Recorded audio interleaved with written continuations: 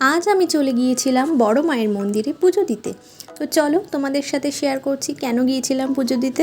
So hey everyone, welcome to my channel. আমি সঙ্গীতা।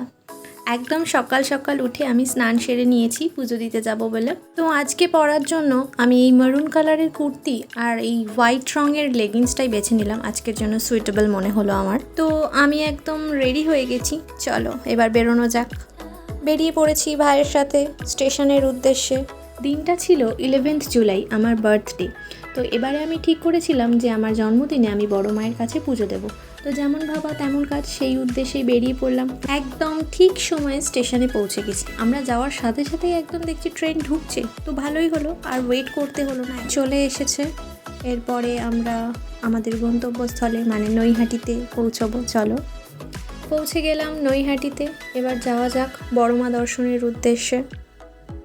এবার একটু নিজেকেও দেখিয়ে নিলাম, নিজেকে না দেখালে তো আর হয় না, তাই একটু দেখিয়ে নিলাম। গিয়ে তো দেখছি প্রচণ্ড ভিড়, প্রচণ্ড লাইন, আর হবে নাই বা কেন, দিনটা ছিল শনিবার, এই দিন প্রচণ্ড ভিড় হয়।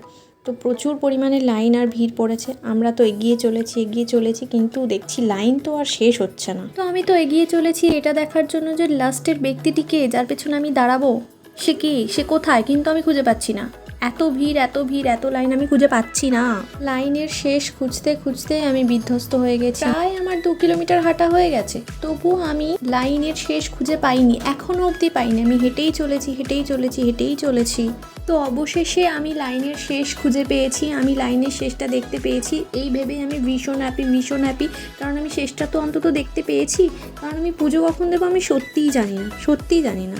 এই প্রচণ্ড গরমে এই মিনি ফ্যানটাই আমার একমাত্র ভরসা ছিল। প্রায় 1 ঘন্টা বাদে লাইনে থেকে আমি প্রায় অনেকটাই এগোতে পেরেছি, প্রায় 1 কিলোমিটার হয়তো এগিয়ে গেছি।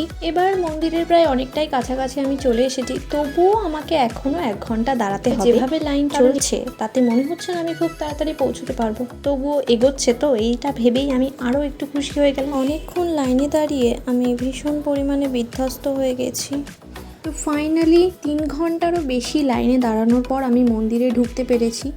কিন্তু ঢুকতে পেরেই বা কী হবে, এখানে যে ক্রিস ক্রসটা আছে না, সেটা মনে হয় ওই লম্বা লাইনের থেকে অনেক বেশি। একবার এদিকে একবার ওদিকে এই ক্রিস ক্রসটা ক্রস করলে আমি ফাইনালি মায়ের দর্শন পাবো। তো চলো, ক্রিস ক্রস করার পরেও আবার আমাদের একটু লাইনে দিতে হচ্ছে। সবাই এমনভাবে ডালাগুলো উঁচু করে ধরছে যে মায়ের মুখটা যে দূর থেকে দেখবো সেটাও দেখতে পাচ্ছি না।